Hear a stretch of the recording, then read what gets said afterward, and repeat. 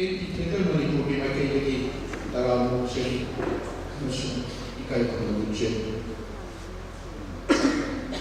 Theatre ꯃꯅꯤꯄꯨꯔꯅ ꯁꯤꯟꯖꯗꯨꯅ ꯍꯧꯈꯤꯕ February ꯇꯥꯡ 11ꯗꯒꯤ ꯆꯠꯊꯖꯔꯛꯂꯤꯕ ꯐꯦꯁꯇꯤꯚꯦꯜ ꯑꯁꯤꯒꯤ ꯉꯁꯤ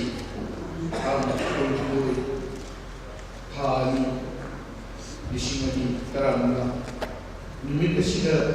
ꯎꯠꯆꯅꯕ ꯊꯧꯔꯥꯡꯖꯔꯤ ꯀꯣꯁꯃꯣꯄꯣꯂꯤꯇꯥꯟ ꯗ꯭ꯔꯥꯃꯥꯇꯤꯛ ꯌꯨꯅꯤꯌꯟꯒꯤ ꯄ꯭ꯂꯦ ꯅꯤꯡꯊꯧ ꯑꯃꯁꯨꯡ ꯂꯩꯃꯔꯦꯝꯕꯤ ꯍꯧꯖꯤꯛ ꯄ꯭ꯂꯦꯒꯤ ꯃꯥꯡꯑꯣꯏꯅꯅ ꯉꯁꯤꯒꯤ ꯄ꯭ꯂꯦ ꯗꯤꯔꯦꯛꯇꯔ ꯑꯣꯏꯕꯤꯔꯤꯕ ꯊꯨꯒꯜꯕꯝ ꯏꯀꯥꯏ ꯈꯨꯝꯅꯖꯔꯤꯕ ꯄ꯭ꯂꯦ ꯗꯤꯔꯦꯛꯇꯔ ꯅꯟꯗꯀꯨꯃꯥꯔ ꯃꯣꯏꯔꯥꯡꯊꯦꯝꯕꯨ ꯄ꯭ꯂꯦ ꯑꯁꯤꯒ ꯃꯔꯤ ꯂꯩꯅꯅ ꯇꯦꯟꯇꯛꯄ ꯋꯥꯐꯝ ꯈꯔꯗꯪ ꯊꯝꯕꯤꯔꯒ ꯌꯣꯛꯅ ꯅꯤꯡꯁꯤꯡꯖꯔꯤ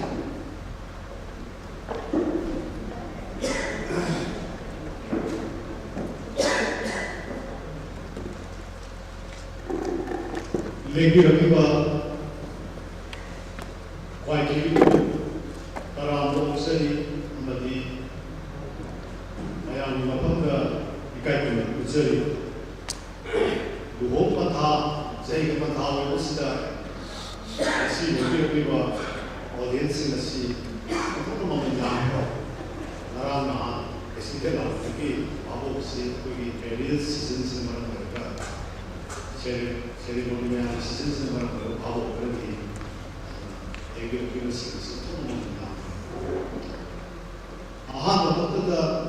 मरीसुब फेस्टिवल सरकार खुदचाब पार्टिकुलरली खुदरी फेस्टिवल से अहम चही सरकार खुदचाब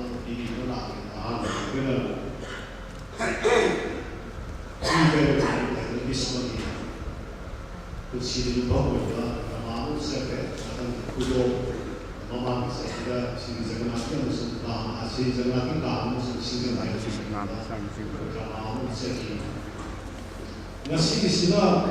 मैम से खबीरे रवींद्रनाथ टैगोर जी की Raja Rani English the king and the queen drama drama से लोन मैदे की ड्रामा की राइट्स की मसा की फिल्म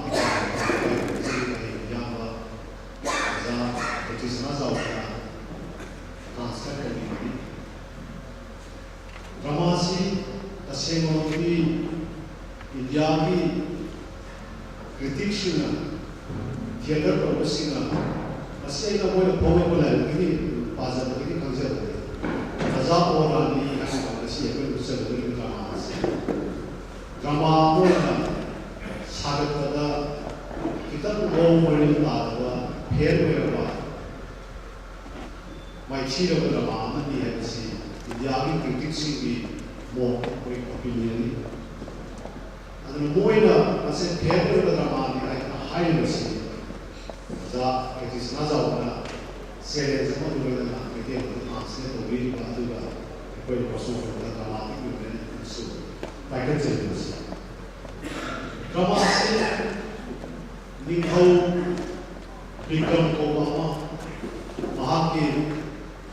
क्वीन लैमरेंबी सुमित्रा कौबी मबानी सागरबनी निथौ विक्रम से नुसी नुमोंदा सुमित्रा की नुसी नुमोंदा लुटपग लेजबनी लेबाक की वरेल थोड़ा प्रजा सिंह लेबाक ने करम हिंगी हाइबसिंग थोड़ों लुपदना मारी सुमित्रा की नुसी नुमोंदा लुपग लेजबनी सुमित्रा से मारी नुसी नुमोनी और वसक मोय ऑब्जेक्ट मोय लोग जाते निथौ विक्रम सिंह अदुबो लैमरेंबी ओइबी सुमित्रा नदी पाखंग लैसाबी ओइबी नुसीनबा दु निथौ बसु लैमरेंबी ओइबा मतुंसिदि लेबाक बियाम मांग माया होबसि पांदे aduna ni thoma ko bi wa ya to ba da le ba ko sa ko kal ni sang bi hai lo le na ya ma ka phong da na man le ma le bi queen na lo status ko su bi de to ni ma gi le ba ke le mo bi tha ko su thang bi ba ma ba aduga tha ku da ma ni hi ba ba lo le lo na le le le ko yu ba gi le ba ki ko dai ko si ma lo mi masih mawani si yang terkait disagreement lah. Amana lebih mawani si mungkin mawani orang yang lebih level lebih status mereka mesti si maklah level itu. Kalau kalau dah kulit itu apa mungkin ya ada dari itu benar. Aduna mawani itu paling itu lama sudah jila ada distrik hamzah paling bah misi si lebar kalau tu bersama lagi dan kita masih betul betul kulit juga lebar bersama. Iban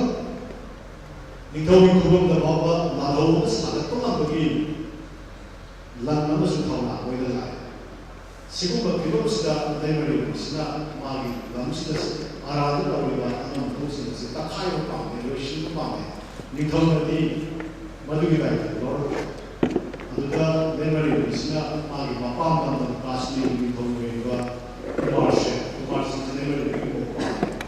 Aduna ningkawi halu dasar cakap mana. Bapa Kashmir itu kumarse, tapi lalu magi lamsta ningkawi itu lamsta itu tolong yang sih. Iram sekali wahan itu tolong yang sih. Tak kaya lagi lagi sangat mereka lah selapang ni tolong ekor. Aduh mana kerja itu lagi kerja si ningkawi itu lah artinya lalu. Kashmir itu nanti kali ini bagi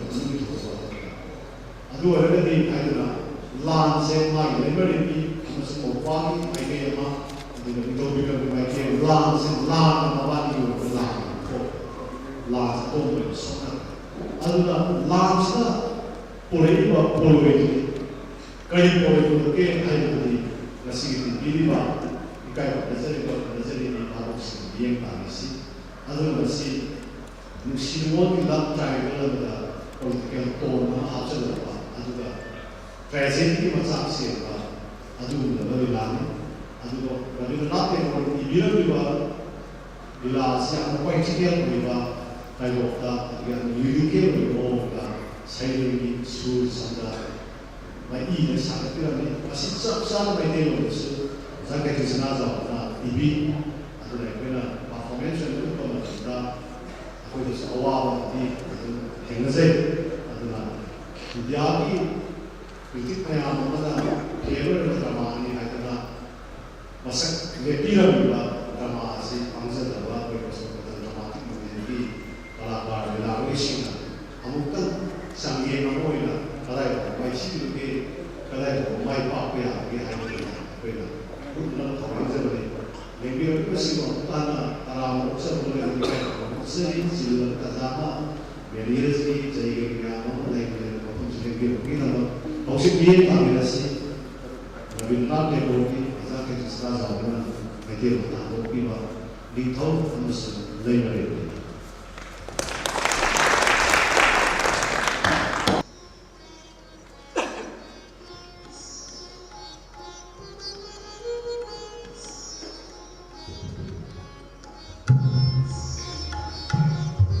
Maksud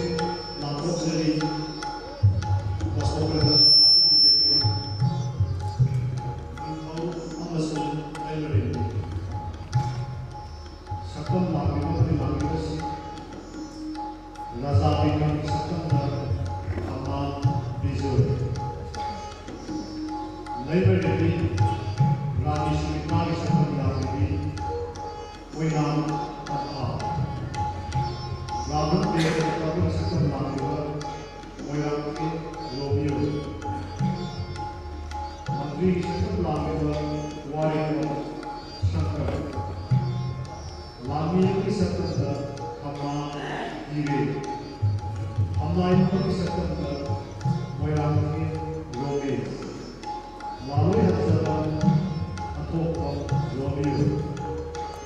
Purohit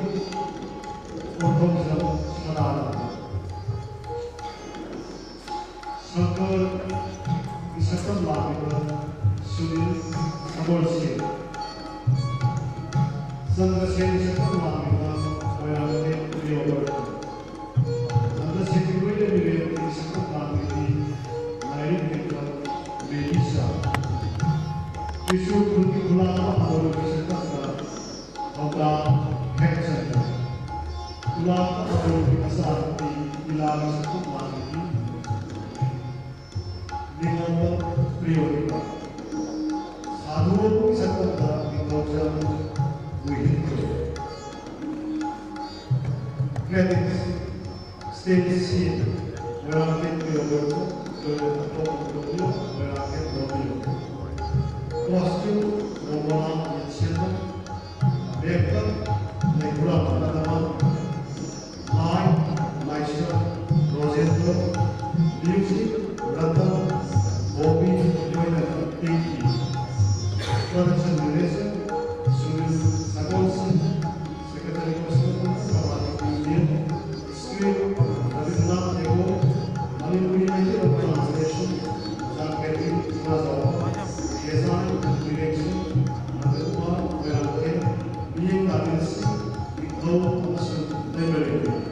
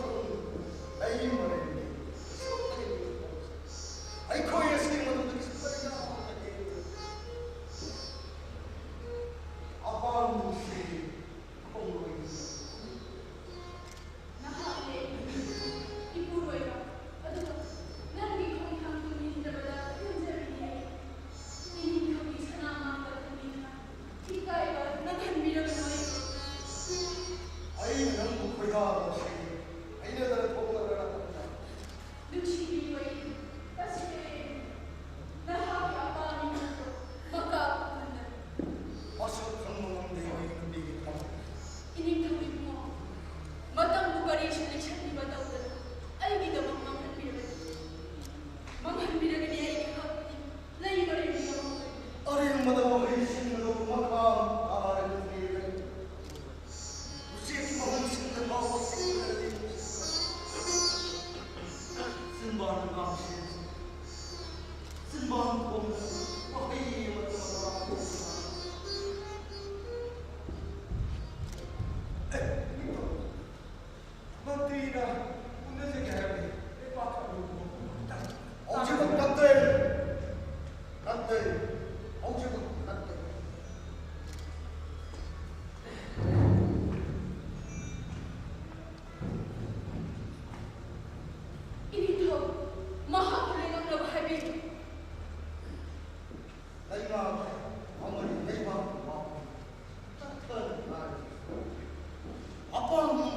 자!